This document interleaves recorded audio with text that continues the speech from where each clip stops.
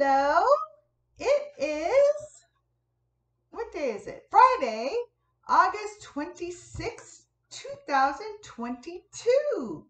And today is a less than a week, uh, anyway, from my 1 year anniversary from my hysterectomy. So this is my 1 year anniversary hysterectomy update anniversary video. So I had my hysterectomy surgery last August 30th or 31st, one of those days, last year, 2021. So I had a abdominal cut down here, across here, and I could show you the scar, I guess. Um, and it was an unexpected surgery for me. It turns out I had a medical condition. Thank goodness. I finally found a doctor that could diagnose.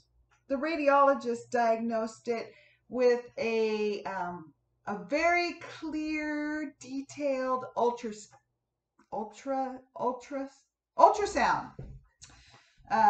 vaginal ultrasound.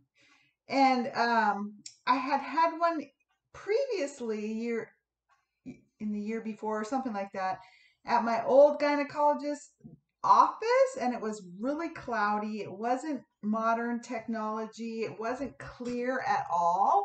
And so nobody ever diagnosed what the problem was, and she even thought it was like a fibroid that was taking over my uterus, which I really felt like wasn't a possibility. I was like, I didn't think I had a fibroid in there, but so I was really confused about that. And then I was really upset because they hadn't found it sooner, because it probably had grown for like 20 years if that was the case. And anyway, she never knew what the problem was, and I kept having problems bleeding and bleeding and bleeding and bleeding so much that I was anemic and nothing was helping. I was trying different hormones, nothing was helping.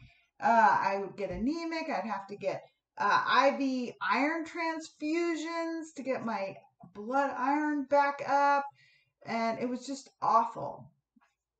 And I was 57 when we tried to diagnose at 58. So I had the surgery at 58. No, 57 years old. Because September I turned 58, and I'm now 58, and next month I will turn 59. Yay! So I had the surgery at 57 years old. And I thought, I would be waiting for menopause to take care of it, because that's what I heard. Menopause would take care of it. So I was waiting and waiting and waiting and waiting, and I never hit menopause. And then finally I got a doctor from the University of Washington Women's Clinic over there at Harborview in Seattle, Washington. And they had the very digital ultrasound, very detailed ultrasound. And the radiologist diagnosed the problem: adenomyosis, adenomyosis,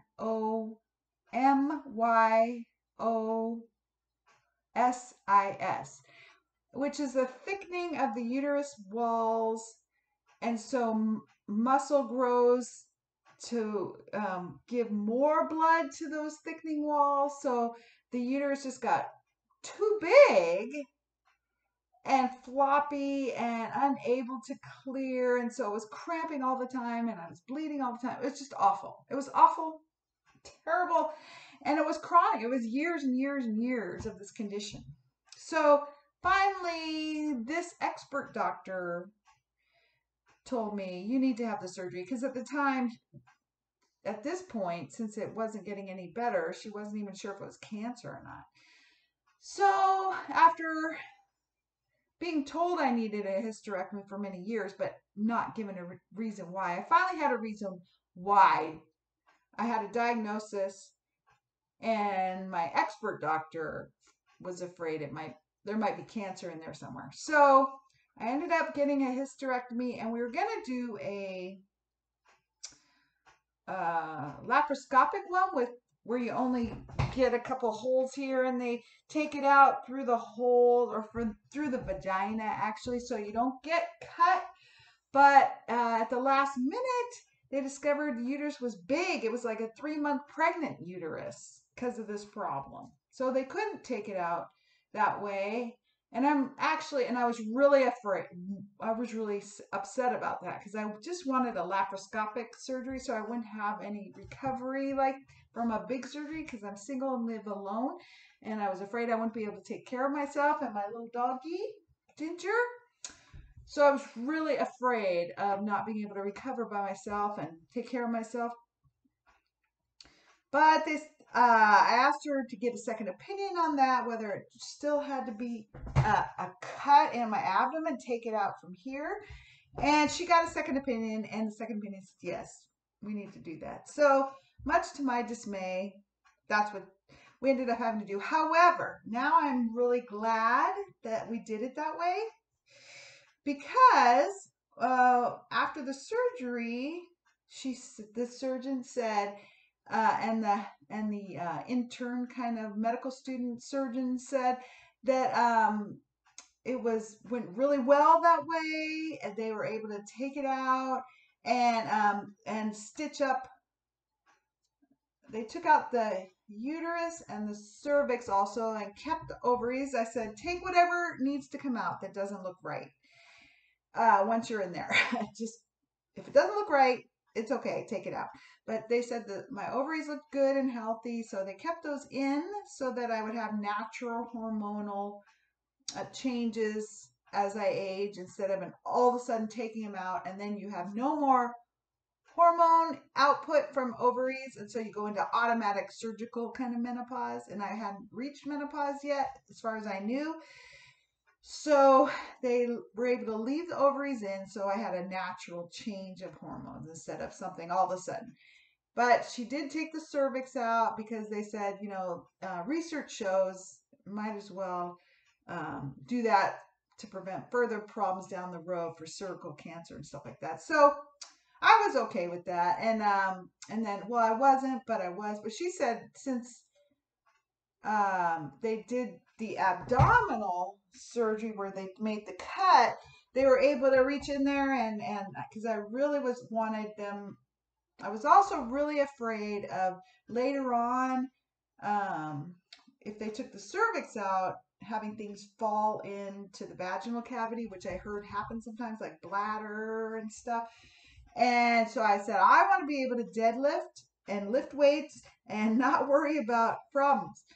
So she said they were able to stitch up that opening where they took out the cervix and above here the uterus that's connected to the cervix. So they took that out and they stitch up your vaginal wall instead. And she said because they went in that way, they were able to really stitch and make it really, really good and solid stitching, strong. And I'm like, good, because I want it strong. I don't want any problems later. So it was, let's see. Gosh, I'm trying to remember. Did I have to prepare for the surgery? No. I didn't have to do any clearing out with a laxative or anything like that. I'm trying to remember. I just had to do some sterile wipes the day before and the day of, I think. Trying to remember. I don't think I could eat after midnight or something like that. I couldn't eat after a certain time. And then I could only drink clear liquid, so I had prepared with apple juice, I think. I think that was about all the preparations, just stopping to eat at a certain point and then only having clear liquid after that and in the morning and using the sterile wipes. And I had my sister-in-law help me. My brother and sister-in-law were really kind and let me stay up at their house, which was close to the hospital, relatively speaking, and also I could come back to their house where they could help me recover. So I got to bring my doggie up there and not worry about her. And So I went in the morning. They did the surgery. I don't remember how long the surgery was. I don't think it was too long. Um, Maybe 45 minutes, an hour and a half. I'm not sure. And then I did stay overnight. So they did put me under with a full anesthetic, which I wasn't expecting, but for the surgery, that's what they do. And I woke up in the recovery room after the surgery, and I was shaking and cold. Was I cold? I was shaking and I kept saying, ow, ow. I remember, and the doctors were like, what? Does something hurt? Something hurt? I'm like, no, I was just cold, I think. I was shaking, violently shaking. And the anesthesiologist said, remember to tell the next time you have anesthesia that you had a hard time waking up or something like that. So it was kind of a hard time where I was just violently shaking, and I think I was really cold. And they put more blankets on, and that eventually helped. I didn't throw up or anything. I wasn't nauseous or anything. So that was good. And then they moved me but that was really weird. That was really weird. And they were freaked out. They were like, what's wrong? Because I kept saying, ow, ow. It was weird. It was just, I was shaking and cold. It was a weird reaction when I woke up. But I woke up, which is good. And then they moved me up into my hospital room, and I stayed there overnight. And it was really painful at the beginning. Like it felt like someone had kicked me, an elephant kicked me from the inside. And I kept telling myself, well, I guess that makes sense because I just had surgery down there. It was really painful at first,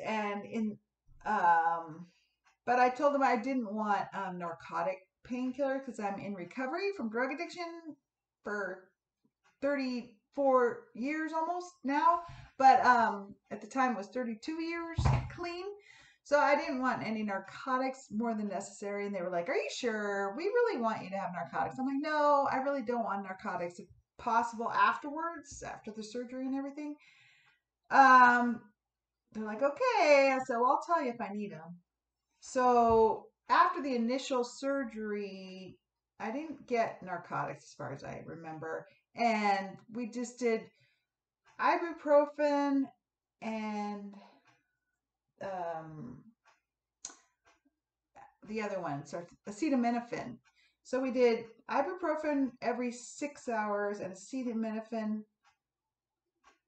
in between. So acetaminophen and then 3 hours later, no, ibuprofen, 3 hours later acetaminophen, 3 hours later ibuprofen, 3 hours later acetaminophen, and we just alternated that. And I did that for the next like month. That's what I used. Let's see. I slept in the hospital, it was just nice to relax and sleep and recover. I just told myself, I just want to heal. That was my goal, to heal and recover. So, my whole goal was healing. So I slept and relaxed, um, and then the nurses helped me get up. And then they wanted me to try walking, and it was really hard. I had a catheter in there, and it was painful. But I had this great night nurse, and she helped me, show me how to walk, healing from surgery. Because I was like shuffling. Once she helped me up, I was shuffling because it was painful, and it tugged. And the catheter, I was worried it would fall out. I had IV. And she was like, why are you shuffling? And I said, because I think that's all I can do. And she goes, just try to walk normally. And I was like, really? Are you sure? So she really helped because she taught me what to do. And I'm like, okay. So we walked down the hall together, and I just tried to walk in normal steps. And that was really good to know. And so I asked along the way the nurses, I asked, how do I do this? How do I do that? How do I get out of the bed?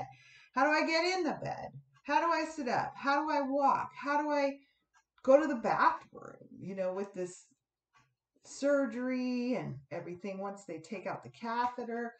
And then later when I was getting ready to go home, I'm like, how do I get dressed? Because I can't have this abdomen surgery, and so I got to practice with the nurse there getting dressed. She's like, yeah, that's right, and so I had to ask because they weren't very good about giving information unless I asked. And if I got a great nurse, they were really helpful. I got some good hospital food, was really pretty good. Enjoyed it, and I'm vegan, and there was plenty on the menu, and it was pretty good.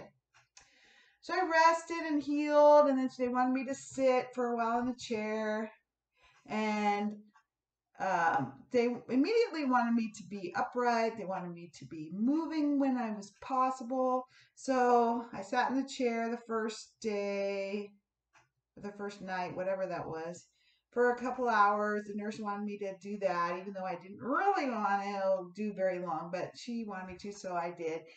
And then that night, they wanted me to start getting up and moving, and I'm like, okay. So that night, I wake up early, and it's like, okay, I'm ready to try walking, and that's when that nurse showed me how. And we shuffled down the hall and shuffled back, and I rested and I ate. And then later, I don't know when it was, I tried walking again. I was ready to walk again. So I called the nurse, and they're like, okay, and I don't remember if they helped me get up. And then I started walking on my own, walking down the hall. And I've heard people like walk around their units after surgery. So that was my goal. So along that first night, I think that whole day of, and the night and the morning after, my goal was to get up and walk more. So I ended up like walking around and around the nurses unit, and they were like, wow. By the next morning, they were like, wow, you look great. You look ready to go home. I'm like, really? Already? Like, I had pain, and I felt like an elephant had kicked me from the inside. And they're like, yeah, you look great. I'm like, really? And my surgeon came in that day, and she showed me a picture of my uterus. It's like, you want to see it? I'm like, yeah. And then when I saw it, I'm like, ugh. It was big. It was round. It looked like some alien creature. It wasn't pretty at all. And I was not so happy to see it, but I was, because it really reassured me that I had done the right thing. That thing did not look good. It was round and big and ugly and needed to come out. It wasn't going to get better by itself, which is what I was hoping, that it would just problem would get better by itself. No, it wasn't getting better. It was a chronic condition. It wouldn't have gotten better. So I was really glad I made the decision to finally go ahead with the surgery. So, and then I got to ask questions, what did you do for the surgery? Did you cut my abdominal muscles? They're like, no, we didn't have to cut them. We just pushed them aside. And I'm like, good, because then it's quicker healing, and I could lift weights better and stuff.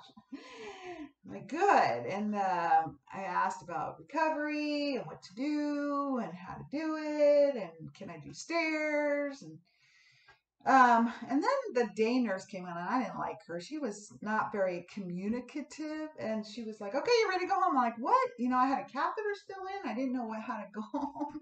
I'm like, what? It's like, yeah. I'm like, okay, I'm going to take the catheter out. And they're like, oh, yeah, we'll put in an order for that. So when they saw me walking around, they were like ready to kick me out. They were like ready for the next patient to come up, I think. So they did get the catheter out. I went, and then they want to make sure you go potty, go pee. I wanted to make sure I could go pee. Jeez, I didn't want to leave there without knowing that it would be okay. So that's when I like was practicing going to the bathroom, and I drank a lot of water the whole time after. Just water, water, water, water. And that was good because that helped my kidneys work and everything work from right after the surgery. Drank tons and tons of water, and so I was able to go pee after the catheter, and they're like, "Good, you're ready to go." I'm like, "Okay," and then they like kick me out. They're like, "Okay, you're going." I'm like, "What?" Like, I really didn't get much notice. Wasn't very nice. They didn't even tell me what to do. I'm like, "Well, what do I do? How do I take care of this?" And they kind of answered the question, but they didn't answer the question because once I got back to my brother and sister-in-law, I did not know what to do. Like, can I take a shower? Oh yeah, you can take a shower. And then I started watching YouTube videos, and uh, oh, I took a shower about, I don't know, maybe the next day after I got home to their house, and I have this white bandage. A white bandage covered these surgical strip bandages. And on YouTube or something, they said I should take off the bandage. I'm like, what? They didn't tell me that. So I got really panicked that, oh, don't get the bandage wet. And I'm like, what? They told me it was okay. They said, no problem. Go ahead. It'll fall off. Like, what? Well, this white bandage strip, I don't think they were supposed they never told me what to do about that. So I was really panicked, and I called the hospital, and I couldn't get through. And then they said, well, once you're discharged, we don't answer questions. Then I had to call the clinic that my doctor worked at, and or emailed or something. And they got back to me, and they said, yeah, go ahead and take that white bandage part off. I'm like, really? But how? Like, I was really nervous about that whole incision area because it was so painful, you know, that I didn't want to disturb it. So I was really panicked, but they said, no, it's okay, you know. So I think my sister-in-law helped me. We took off the white bandage, and then the surgical bandage strips were left, I guess. I didn't like the idea of taking that white bandage off because it made me feel like it was holding everything together. So I really wasn't comfortable. But I and that was like, I think a day after I got home. So I was like, okay, you know, so then I was really nervous. Anyway, long story short, each day my goal was to heal, recover, be able to do a little more, figure out how to move around. They said keep moving on, don't walk on flat surfaces. So I really worked on that, and not overdoing it. Don't bend over.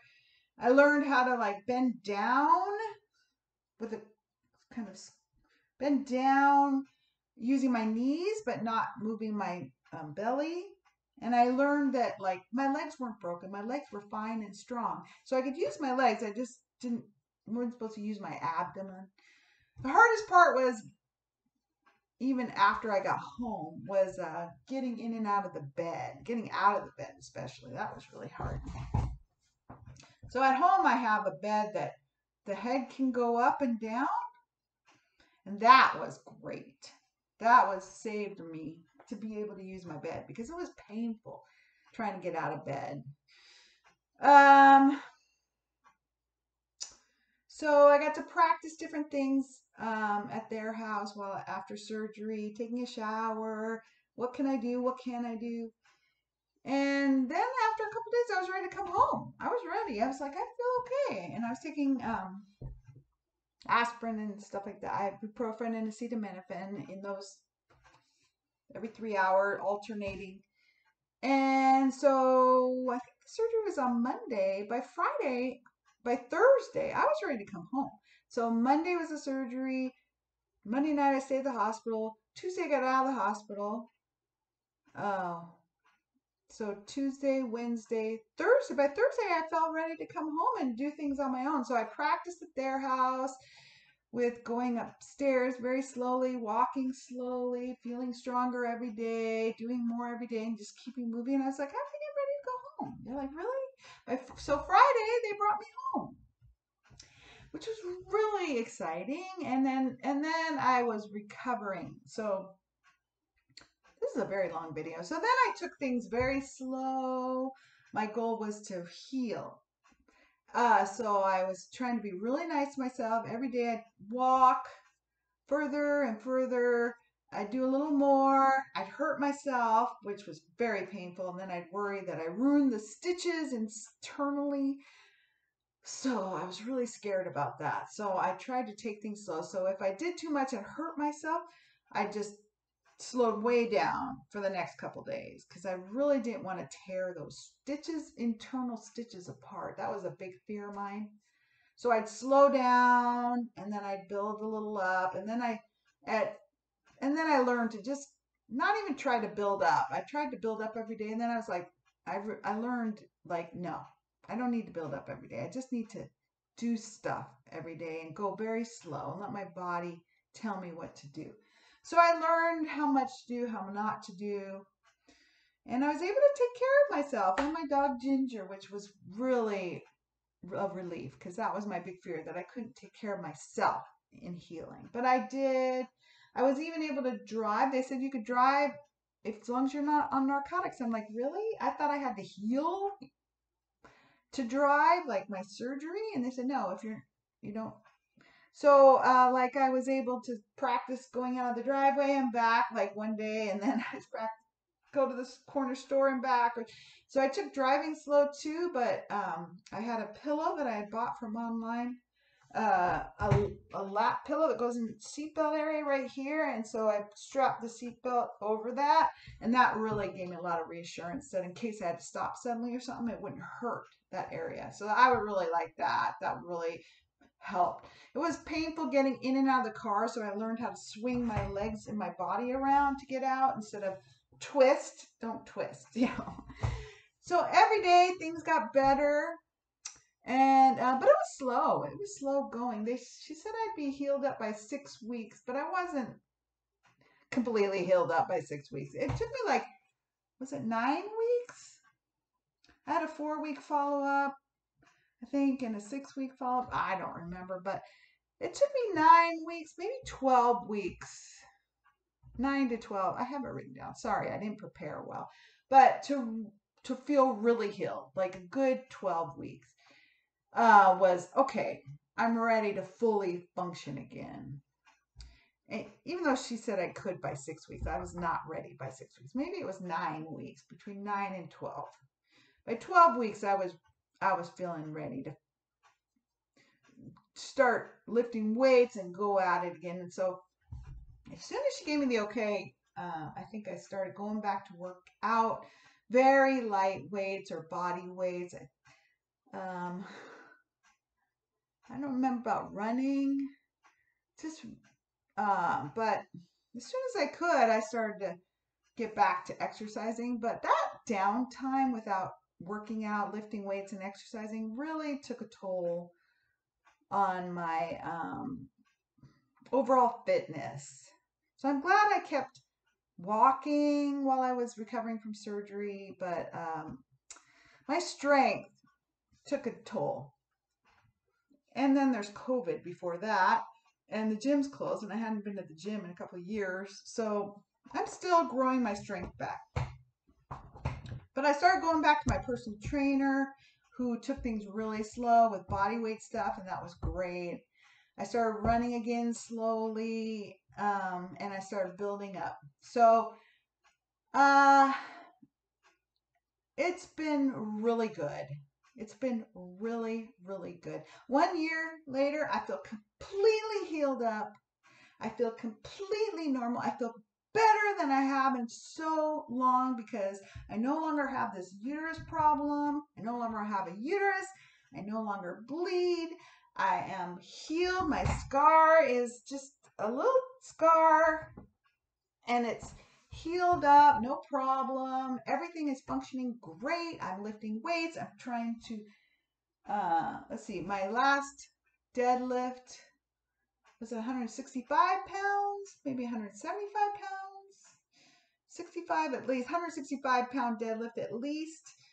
I want to get up to 200 pound deadlift. Let's see what else. I ran some 5Ks. I ran some 5 miles. I ran 10K race. So I am so thrilled. I'm so thrilled. I feel fantastic. And I will be 59 in a few days in September. And I can't believe that. It's really weird. In terms of my hormones, they really evened out. It took a little while, but they finally evened out. When I was having all those medical problems with the uterus, my hormones were all over the place. After the surgery, my hormones started to even out, and now I feel really even hormonally. Like I think I did go through menopause. Official menopause is when you don't have periods for a year. But I kept having bleeding because of this problem, this adenomyosis. So I never went through menopause naturally. And then they took the uterus out. So I wouldn't know, but I saw my ovaries. So I think I did go through menopause because I was having some hot flashes. And so I was worried, oh no, what if I have horrible menopause now? Because I'm getting healthy. But I had some mild hot flashes, but knock on wood, nothing. That was me. Ginger somebody at the door. But nothing terrible like some of my friends had. So annoying, but not bad. I've had some difficult thermally regulating my body, like getting cool enough or warm enough. A little thermal dysregulation I noticed, which I think is hormonal, but now I'm doing fine. I mean, I have air conditioning now, so I'm fine. But the summer, I think things have settled out hormonally, so that's really different. So I'm feeling great. Long story short, I feel great, and I'm super grateful that I had the surgery and the problem was fixed because it could have been so many other things, and it was fixed. And now I'm healed and doing well and lifting weights and running and living my life and feeling great. Some mental challenges are that for so many years I had this problem and the bleeding problem that it stopped me from living a lot, and because you can't really go anywhere without bleeding all over the place. So, and you stop planning because I never knew what I could do or couldn't do and what was going to happen. Was I going to bleed all over? So mentally in this year, I've noticed like I, have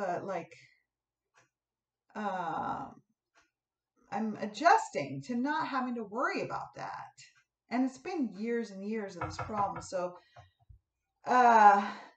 I'm adjusting to not having limitations, not putting limitations on myself and where I can go and what I can do. So now it's a year almost after the surgery. Today's the 26th. My surgery was the 31st, I think, of August. And I'm just now realizing I can go anywhere. I can do anything. I don't have to worry anymore about whether I was going to have to be close to a bathroom or close to home or not feel good. So I'm just now at 1 year going, oh, I can go places. I can do things. I can plan things without worrying about having to cancel that plan, So I'm just now 1 year later kind of catching up to being healthy. I'm really grateful. I'm so grateful. I'm so fortunate to be healthy now. So I've realized that health is something to be grateful for every day and to celebrate feeling good every day, which, you get into the routine of life, you forget to be grateful and to celebrate that. So now I'm focused, I write in my journal, celebrate, gratitude, and freedom, that, and fitness and health, to every day be focused on how great that is. And that it's fleeting. You never know. Knock on wood without Ginger barking. What's going to happen? Before the surgery, I thought I was going to die. And I was afraid I was going to die. And you never know if you're going to come out of surgery okay, and if you're going to make it afterwards. You never know if afterwards you're going to be okay for the rest of your life.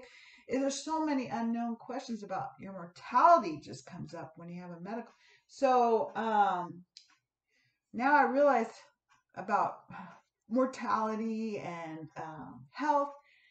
And I'm just beyond happy that I feel healthy and good. And I just want to embrace it and live it while it's here.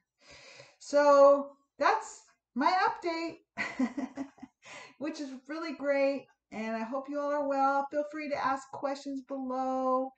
I'll give you any suggestions I have for surgery, recovery, questions, anything like that. And do take care. Celebrate what you have, no matter who you are and what you have and what you don't have. Celebrate what you can do and keep your body moving. Keep healthy as possible. Keep strong as possible. Fit as possible, regardless of what's going on. And things will be good. Okay. Bye.